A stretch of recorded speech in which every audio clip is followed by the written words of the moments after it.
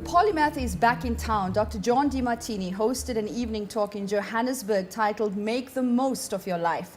Well, if you're not there to benefit from his wisdom and inspiration, you can gain insight right now by joining us in studio to welcome him back to our city. Welcome. Thank you. Great to have you with us. Good to be back. This is one of the most inspiring cities in the world. Yes, it is. There's so much to do. We have so many challenges, so many reasons to make the most of our life right here in Joburg. There's so many opportunities because of it. Exactly.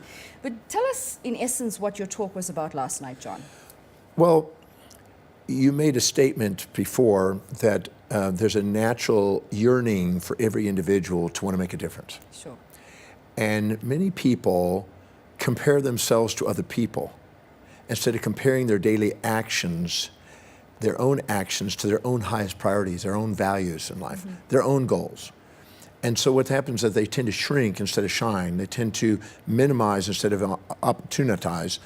And I'm a believer that people got to give themselves permission. They have to give themselves permission to do something extraordinary. Sure. A lot of people won't even give themselves permission. They don't even allow themselves to see that possibility. Yeah. So last night was about strategies on how to break through the limitations of playing small and giving yourself permission to do something extraordinary on the planet. It sounds awesome, but it's not always easy to break through those limiting mindsets that come from socialization, the socializations that we've been subject to. And you've raised a good point when you say we compare ourselves to others, because for me it's about authenticity. Well, we tend to subordinate ourselves to mothers, fathers, preachers, teachers, peer groups of various sizes, instead of actually what's inside us, the yearning inside us. Last night I talked about how the brain worked and the autonomic nervous system and the endocrine system, on how when you give yourself permission to live truly according to your own highest values, Sure. what happens in the brain and how it actually helps you achieve greatness. So we have an executive center in the brain, and when we're setting goals that are really ours, that executive center comes online.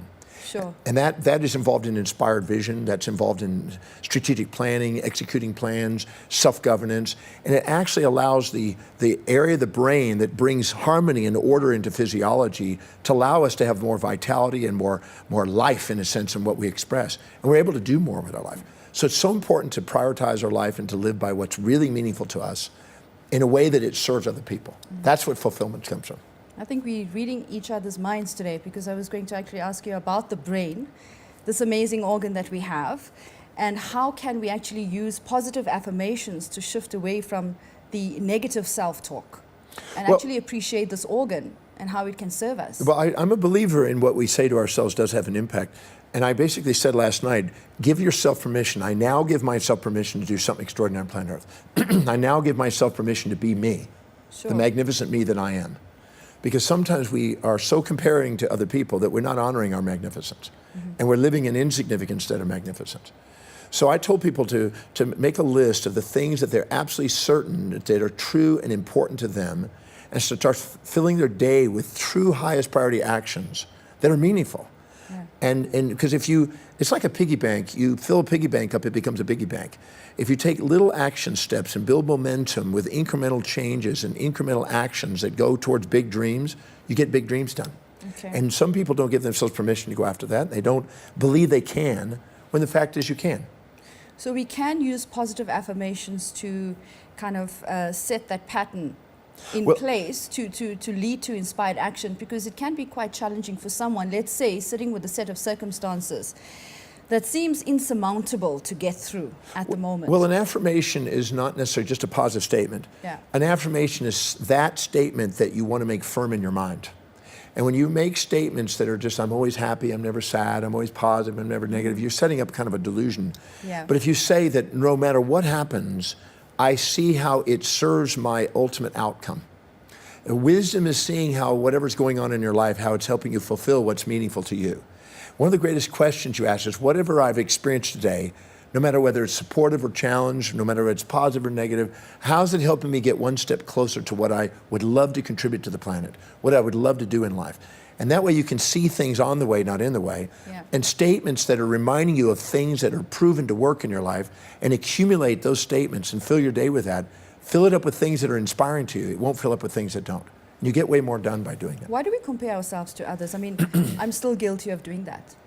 Well, if we see somebody that we think, oh my God, they're more intelligent than us, or we're more successful than us, or they have more wealth than us, or they have a better relationship than us, or they're more socially influential than us, or physically more fit, or beautiful, or more spiritual, or more inspired, or something, and we then compare ourselves to that, minimize this self, we won't stand we'll stand in the shadows of people instead of standing on their shoulders. And that impacts on our self-esteem as well. It affects our self-esteem. The wise question is asked, whatever I see in them, if I admire it in them, it's because they're reminding me of where I have it in me that I'm too humbled to admit it.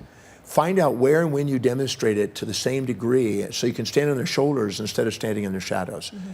And the second you do that, you start to realize that you're capable of doing more extraordinary things than you ever give yourself credit to. Yeah. And you just haven't honored it. And the moment you honor it, the moment you value you, not only does the things change around you, but the world sees you differently, and then they help you contribute to that outcome that you dream about. Is having a vision important? I would think that's the point of departure, to actually know what you want to do with your life. Well, I think that the old biblical statement, those with a vision flourish and those without a vision, is still true. And our brain is set up in the frontal part of the brain to actually see vision and go after it with strategies. And if we're not having a vision, we plateau, we hold ourselves back. And a lot of people, when I'm looking and working with companies or individuals that are plateaued and they're stagnant, they're not doing something really inspiring, I ask them, so what is it you're actually going after? And they go, I don't know. Well, if you can't see it in your mind's eye, you're going to have a harder time creating it. Mm-hmm. First, you start in with a vision, and then you go in there with your affirmation and you articulate what it is that you're going after. And then you go into action. And it's the little actions that build momentum.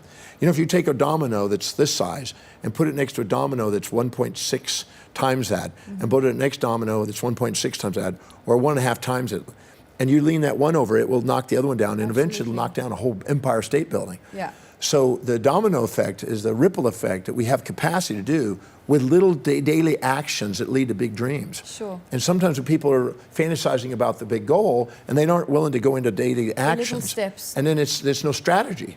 Yeah, so that's why when you have the vision, it seems kind of like it's like far-fetched. Yes. Immediately. But that's why setting goals that are really truly important to you, that are not just fantasies, that are really something you really dream about, that are really from your heart, they're really inspiring to you, that you are willing to do what it takes to do it. That's when you build momentum. That's when you can see it in your mind's eye. The blood supply and glucose and oxygen goes in the brain, in the forefront of the brain, the telencephalon, the medial prefrontal cortex, the second you set goals that are really yours. And those all of a sudden allow you to see things you didn't see before and how you can get your goals. My philosophy is that life is full of surprises. And if you have a vision, and if I look at my own personal journey as well, the vision that I had actually is very limited compared to what I've achieved. And the important thing is to actually take that little steps, because new opportunities open. Well, every time you take another step towards your goal, Mary Kay gave me this wisdom many years ago. If you ask yourself, what are the 7 highest priority action steps I can do today to move me one step closer towards my dream? Tomorrow, you ask that again, you already see a bigger vision. Sure. And the next day you do it, it's already a bigger vision. So your vision continues to grow, and your actions keep moving towards momentum, and it's unstoppable. You can't stop somebody. I would say there's no mortal that can interfere with an immortal visionary who's giving themselves permission to do something amazing on the planet. Because when they do something that's bigger than themselves, people come in and try to help. Yeah. And then you surround yourself with people that are capable of doing things that even more than what you do, and they help you with their talents. And then you escalate the process geometrically, and then you get more done than you ever imagined when you started. I'm sure, I think a mindset that needs to shift for many people today is the association of work and love, because there's this idea that work is hard. You need to work to earn a living, and love is something else. And you really can't earn a living doing what you love. Well, I've done it for 44 years, so I would never believe that. I know the people, the key is to find out what you're doing now and get clear about where you want to go. If you never get clear what you're going, you're going to be trapped doing something over here. Yeah. If you've never asked, how is what I'm doing right now helping me get to where I want to go, you won't appreciate this as a stepping stone. And if you don't get clear about where you want to go, you won't have any direction. You need to give yourself permission to set a dream about that's really meaningful to you, and then ask, how is my current position help me get there? And when you do, your mind opens up to new possibilities and allows you to make incremental steps towards the next step.